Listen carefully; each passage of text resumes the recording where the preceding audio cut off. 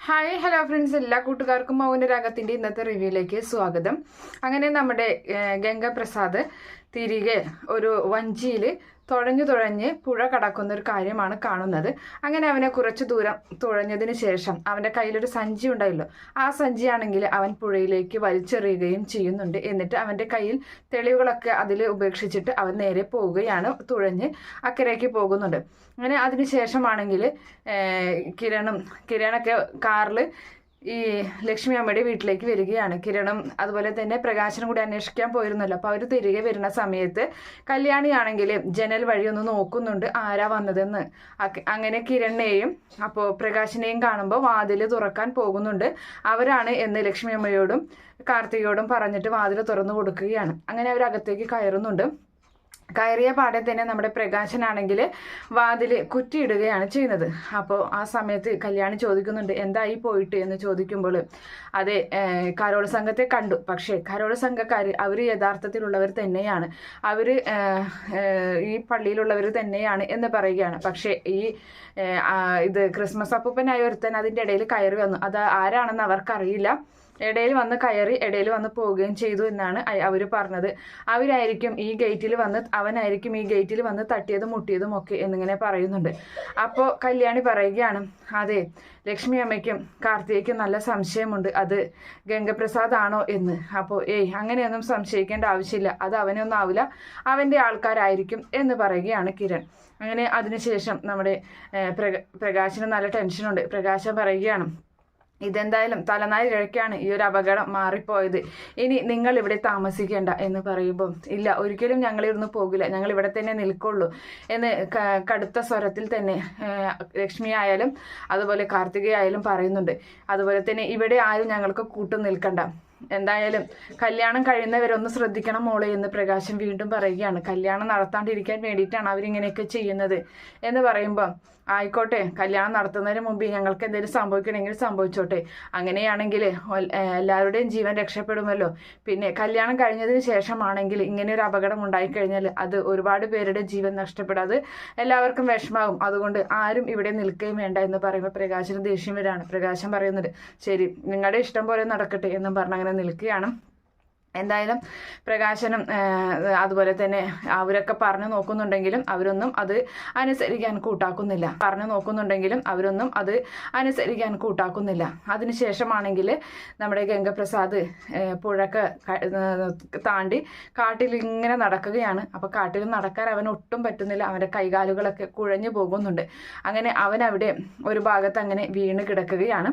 അപ്പോൾ അവൻ തന്നെ ഇങ്ങനെ പറയുന്നുണ്ട്, ശോ എനിക്ക് നടക്കാൻ പറ്റുന്നില്ലല്ലോ, ഒരടിഞ്ഞ് നടക്കാൻ വയ്യ എന്നും പറഞ്ഞ് അവന് അവിടെ ആ കാട്ടിലൊരു പാറയിന്മേൽ ഇങ്ങനെ കിടക്കുകയാണ്. അവിടെ ഒന്ന് കിടന്ന് മയങ്ങുകയും ചെയ്യുന്നുണ്ട്. അങ്ങനെ അതിനുശേഷമാണെങ്കിൽ ഈ പറയുന്ന കല്യാണിയും കിരണും ഒക്കെ പ്രകാശനൊക്കെ നേരെ ബൈജുവിൻ്റെ അരികിലേക്ക് ചെല്ലുകയാണ്. അപ്പോൾ ബെല്ലടിച്ച ഉടനെ തന്നെ ബൈജു വാതിൽ തുറന്ന് കാണുമ്പോൾ കിരൺ വഴക്ക് പറയുന്നുണ്ട്, എടാ ബെല്ലടിച്ച ഉടനെ തന്നെ ആരാണെന്ന് നോക്കാതെ നീ ഉടനെ തന്നെ വാതിൽ തുറക്കാൻ പാടില്ല, അത് വല്ല ശത്രുക്കളാണെങ്കിലും ഇപ്പോൾ ഒരുപാട് ശത്രുക്കളുണ്ട് എന്ന് പറയുകയാണ്. അല്ല എന്തായി പോയിട്ട് എന്ന് ചോദിക്കുന്നുണ്ട്. എന്തായിരുന്നു സംഭവം എന്ന് ചോദിക്കുമ്പോഴും കരോൾ സംഘം വന്നായിരുന്നു, അതിലൊരുത്തന് ക്രിസ്മസ് അപ്പൂപ്പൻ്റെ വേഷം ധരിച്ചിട്ട് ലക്ഷ്മി അമ്മയുടെ വീടിൻ്റെ അകത്തേക്ക് കയറി ലക്ഷ്മി അമ്മയെ കൊല്ലാൻ ശ്രമിച്ചു. ഭാഗ്യത്തിന് കാർത്തികയുടെ കയ്യിൽ തോക്കുണ്ടായിരുന്നത് കൊണ്ട് രക്ഷപ്പെടുകയായിരുന്നു ചെയ്തതെന്ന് പറയുമ്പോൾ നമ്മുടെ ബൈജു അശ്ശോ എന്നും പറഞ്ഞ് തലയ്ക്ക് കൈവച്ച് പോവുകയാണ്. എങ്ങനെ ബൈജു പറയാണ്, വല്ലാത്തൊരു ഇതായി പോയല്ലോ ഇത്, ഇനിയിപ്പോൾ ആ ഗംഗപ്രസാദ് മരിച്ചിട്ടുണ്ടായിരിക്കില്ലേ എന്ന് ചോദിക്കുകയാണ്. അപ്പോൾ പ്രകാശനും പറയുന്നുണ്ട് അതെ, അത് തന്നെയാണ് എനിക്ക് തോന്നുന്നത് എന്ന് പറയുന്നുണ്ട്.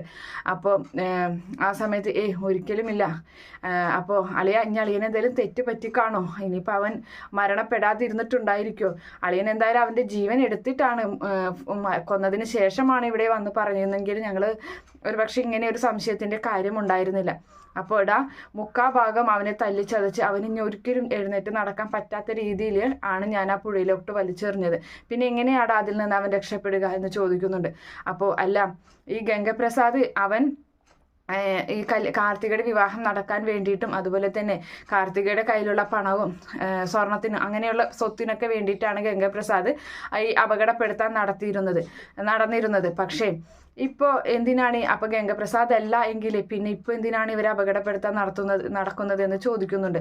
അപ്പോൾ ആ സമയത്ത് കിരൺ പറയുന്നുണ്ട്, എടാ അവൻ കാരണം അവരുടെ ഒക്കെ വലിയൊരു ശക്തിയല്ലേ നഷ്ടപ്പെട്ടത്, അപ്പോൾ അവനെ കൊന്നതിനുള്ള പ്രതികാരത്തിന് വേണ്ടിയാണ് അവരിങ്ങനെയൊക്കെ ചെയ്യുന്നത് എന്നിങ്ങനെയൊക്കെ പറഞ്ഞങ്ങനെ നിൽക്കുന്നുണ്ട്. എന്തായാലും പ്രകാശം പറയാണ്, ഇനിയിപ്പോൾ എന്താവോ എന്തോന്ന് അറിയില്ല എന്നും പറഞ്ഞു. എന്തായാലും അച്ഛൻ പോയി കിടന്നോ, നേരം 3 മണിയായി എന്നിങ്ങനെ കല്യാണി പറയുമ്പോൾ, ഇനി കിടന്നാൽ ഉറക്കം വരില്ല മോളെ, ഇനി എൻ്റെ ഉറക്കം പോയി എന്ന് പറഞ്ഞിട്ട് അങ്ങനെ പ്രകാശൻ അവിടെ നിന്നും പോകുന്നുണ്ട്.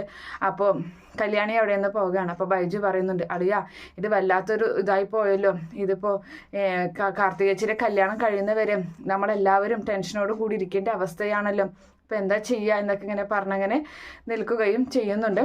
അതിനുശേഷം കാണിക്കുന്നത് നമ്മുടെ അമലുവിനെയാണ്. അമലു അതിരാവിലെ തന്നെ ചായയുമായിട്ട് വിനായകേട്ടനുള്ള ചായയുമായിട്ട് വരികയാണ്. അപ്പോൾ ചെറിയൊരു നാണത്തോടു കൂടി വന്നിട്ട് അടച്ചിട്ടിരിക്കുന്ന വാതിലിൽ ഇങ്ങനെ പതുക്കെ മുട്ടുകയാണ്. വാതിൽ തുറക്കാതെ വന്നപ്പോൾ വലിയ രീതിയിൽ മുട്ടുന്നുണ്ട്. അപ്പോൾ ഇതെന്താ തുറക്കാത്തതെന്നും പറഞ്ഞ് തള്ളുകയാണ്. അപ്പോൾ നോക്കുമ്പോൾ കുറ്റി ഇട്ടിട്ടില്ല. വാതിൽ കുറ്റിയിടാതെയാണോ ഇന്നലെ കിടന്നുറങ്ങിയത് എന്നും പറഞ്ഞിട്ട് റൂമിൻ്റെ അകത്തേക്ക് കടക്കുകയും അവിടെയൊക്കെ തിരഞ്ഞു നോക്കുകയും അവിടെ ഒന്നും കാണാതെ വരുമ്പോൾ ചായ അവിടെ വെച്ചിട്ട് ഈ വിനായകേട്ടൻ ഇത് എവിടേക്കാണ് പോയത് എന്നും പറഞ്ഞ് ആകെ ടെൻഷൻ അടിക്കുന്നുണ്ട് നമ്മുടെ അമലു. അങ്ങനെ അമലു വേഗം പുറത്തേക്ക് വരികയാണ്. അപ്പോൾ മൂപ്പനാണെങ്കിൽ അവിടെ ഇരുന്ന് പല്ല് തേക്കുകയാണ്. അപ്പോൾ മൂപ്പൻ്റെ മുന്നിലൂടെ അവൾ അങ്ങനെ ചുറ്റും നോക്കുന്നുണ്ട്. ആ വീടിൻ്റെ ചുറ്റും അവിടെ ഇവിടെയൊക്കെ നോക്കുകയാണ്. എന്താ മോളെ എന്ന് ചോദിക്കുകയാണ്. അച്ഛാ വിനായകേട്ടനെ കണ്ടായിരുന്നു, വിനായകേട്ടനെ കാണാനില്ല, പുറത്തേക്ക് അങ്ങനെ പോകുന്നത് കണ്ടായിരുന്നു എന്ന് ചോദിക്കുമ്പോൾ, ഇല്ല ഞാൻ കണ്ടില്ല, ഈ രാവിലെ തന്നെ ഈ കൊച്ചിതെങ്ങോട്ടാ പോയത്, ഈ കാട്ടുമൃഗങ്ങൾ നടക്കുന്ന സമയമാണ്, 8 മണി കഴിയാതെ ഒന്നും ഇത് പുറത്തിറങ്ങാൻ പാടില്ലെന്ന് ആ കുട്ടിക്ക് അറിയില്ലേ എന്നൊക്കെ ഇങ്ങനെ ചോദിക്കുകയാണ്. അപ്പോഴേക്കും നമ്മുടെ വേലു അവിടേക്ക് വരികയാണ്. അപ്പോൾ വേലു, നീ കണ്ടായിരുന്നടാ കൊച്ചനെ എന്ന് ചോദിക്കുമ്പോൾ, ഞാനൊന്നും കണ്ടായിരുന്നില്ല, എന്താ ഇപ്പോൾ കാര്യം എന്ന് ചോദിക്കുകയാണ്. അപ്പോൾ ആ സമയത്ത്, അല്ല ആ കുട്ടിയെ കാണാനില്ല, ആ കൊച്ചനെ കാണാനില്ല എന്ന് പറയുമ്പോൾ, ഞാൻ അപ്പോഴേ പറഞ്ഞില്ലേ അയാളൊരു ചതിയനാണെന്ന്, നമ്മളൊക്കെ പറ്റിച്ചിട്ട് മുങ്ങുമെന്ന് ഞാൻ പലപ്പോഴായിട്ട് പറഞ്ഞിട്ടുള്ളതല്ല, അവൻ മുങ്ങിക്കാണും എന്ന് പറയാണ്. അപ്പോൾ അമല് പറയുന്നുണ്ട്, ഒരിക്കലും വിനായകേട്ടൻ അങ്ങനെയൊന്നും ചെയ്യില്ല, വിനായകേട്ടൻ പാവാണ് എന്ന് പറയുന്നുണ്ട്.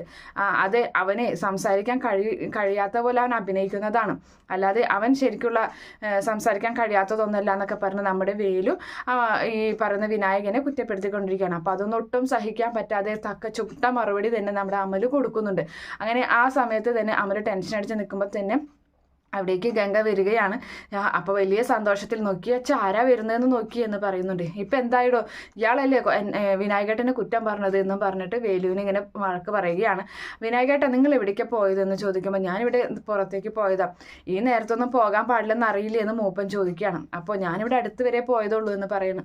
ശരി, എന്തായാലും വിനായകേട്ടൻ വായു എന്നും പറഞ്ഞ് തോളിൽ കൈയിട്ട്, അതുവരെ ഒറ്റയ്ക്ക് നടന്നിരുന്ന വിനായകേട്ടനെ കൈ വിടുത്ത് അവളെ തോളിലിട്ട് അങ്ങനെ അകത്തേക്ക് കൊണ്ടുപോവുകയാണ്. ചായ തരാമെന്നും പറഞ്ഞു. അങ്ങനെ അപ്പോഴും നമ്മുടെ വേല് പറയുന്നുണ്ട്, മൂപ്പ നമുക്ക് ഇവനെ വിശ്വസിക്കാൻ പറ്റില്ല, നമുക്കെന്നാ ഫോറസ്റ്റുകാരോടെങ്കിലും പറഞ്ഞാൽ ഇവന് ഇവിടെയുള്ള കാര്യം, നീ മിണ്ടരുത്, നിന്റെ നാവ് ചലിച്ചു പോയിട്ടുണ്ടെങ്കിൽ ആവശ്യമില്ലാത്ത കാര്യം പറഞ്ഞു കഴിഞ്ഞു, നിന്നെ ഞാനുണ്ടല്ലോ എന്ന് പറഞ്ഞ് ദേഷ്യപ്പെടുകയാണ് മൂപ്പൻ. അങ്ങനെ അതിന് ശേഷം അമലു ആണെങ്കിൽ ചുക്ക് കാപ്പിയൊക്കെ കൊടുക്കുന്നുണ്ട്. വിനായകേട്ട എന്ത് പരിപാടിയെ കാണിച്ചത്, എന്നോട് പറയാതെ എവിടേക്കാണ് പോയത്, വിനായകേട്ടനെ കാണാതെ വന്നപ്പോൾ ആ വേലു എന്തെല്ലാം കാര്യങ്ങളാണ് പറഞ്ഞതെന്നറിയും, എനിക്ക് സഹിക്കാൻ പറ്റിയില്ല, എന്തായാലും നമ്മുടെ കുഞ്ഞിൻ്റെ വയറ്റിലുണ്ടെന്നുള്ള കാര്യം എനിക്കിപ്പോൾ ഉറപ്പായി, ഇനിയിപ്പോൾ അതിനൊരു ടെസ്റ്റിൻ്റെ കാര്യങ്ങളൊന്നും ആവശ്യമില്ല. അപ്പോൾ അങ്ങനെ ഇരിക്കുന്ന സമയത്ത് വിനായകേട്ടൻ എന്നെ വിട്ടു പോകരുത് കേട്ടോ എന്നിങ്ങനെ പറഞ്ഞിട്ട്, അപ്പം ഞാൻ അങ്ങനെ ഒരാളല്ല, ഞാൻ ചതിക്കില്ല എന്ന് പറയുകയാണ്. അതെനിക്കറിയാമെന്നും പറഞ്ഞ് തോളിൽ അങ്ങനെ കിടക്കുകയാണ്. എന്തായാലും നമ്മുടെ വിനായക മനസ്സിൽ കരുതുന്നുണ്ട്, എടി ഈ കാട്ടിലുള്ള ചെന്നായ്ക്കളെക്കാളും വലിയൊരു ചെന്നായിയാണ് ഞാൻ, മനുഷ്യനെ കൊന്നൊടുക്കുന്ന ചെന്നായിയാണ് ഞാൻ എന്നൊക്കെ ഇങ്ങനെ മനസ്സിൽ കരുതി അങ്ങനെ നിൽക്കുന്ന ഭാഗത്തോടു കൂടിയാണ് ഇന്നത്തെ എപ്പിസോഡ് അവസാനിക്കുന്നത്. ഈ റിവ്യൂ ഇഷ്ടപ്പെടുകയാണെങ്കിൽ ഈ ചാനൽ ഒന്ന് സബ്സ്ക്രൈബ് ചെയ്ത് സപ്പോർട്ട് ചെയ്യുക. Okay friends, bye, thank U.